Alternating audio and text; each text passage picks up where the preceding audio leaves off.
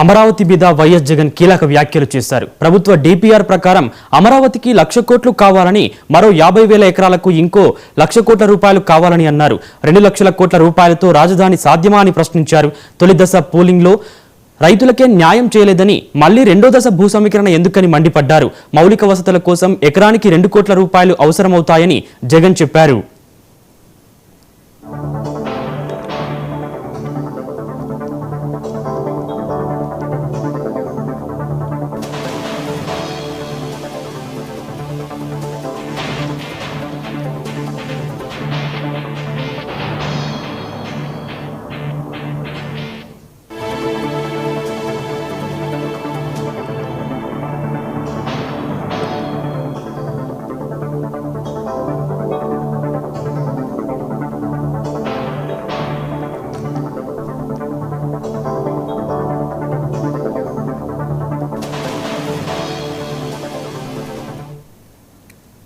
అమరావతి మీద వైఎస్ జగన్ కీలక వ్యాఖ్యలు చేశారు.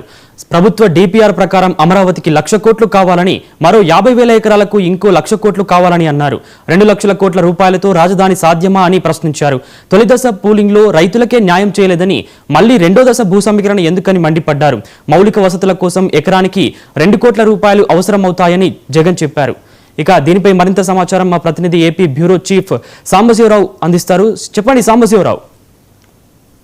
నవీన్, మనం చూసుకున్నట్లయితే అమరావతి పైన జగన్ చేసినటువంటి వ్యాఖ్యలు అయితే మాత్రం దుమారమైన రేపని చెప్పాలి.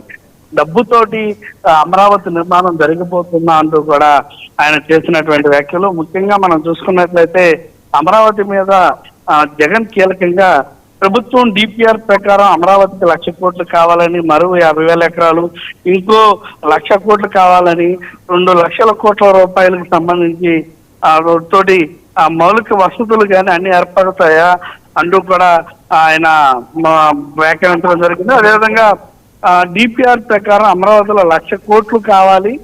ఈ విధంగా మన డబ్బుతోటి ఏదైతే భూసేకరణతో మనం రాజధాని ఏర్పాటు చేయగలమో, అభివృద్ధి అనేది ఏదైతే పెట్టుబడిదారుల ద్వారా అట్లా వస్తేనే అభివృద్ధి చేస్తుంది, అభివృద్ధి జరుగుతుంది.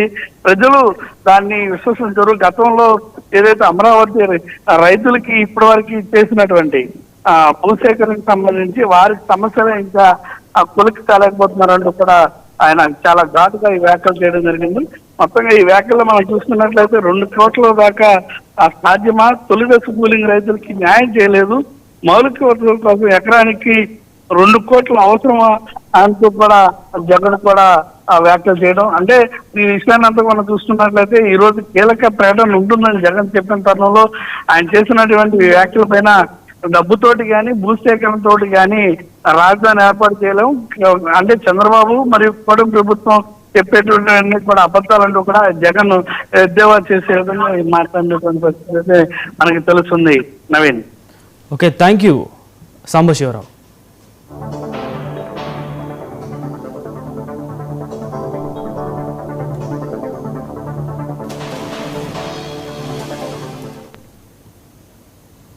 తెలంగాణలో మున్సిపల్ ఎన్నికలు